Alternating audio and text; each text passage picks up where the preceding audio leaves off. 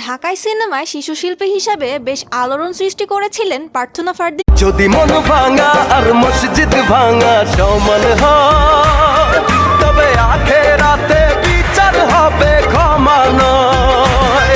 যদি মন ভাঙা আর মসজিদ ভাঙা সমান হয়, তবে আখেরাতে বিচার হবে ক্ষমা নয়।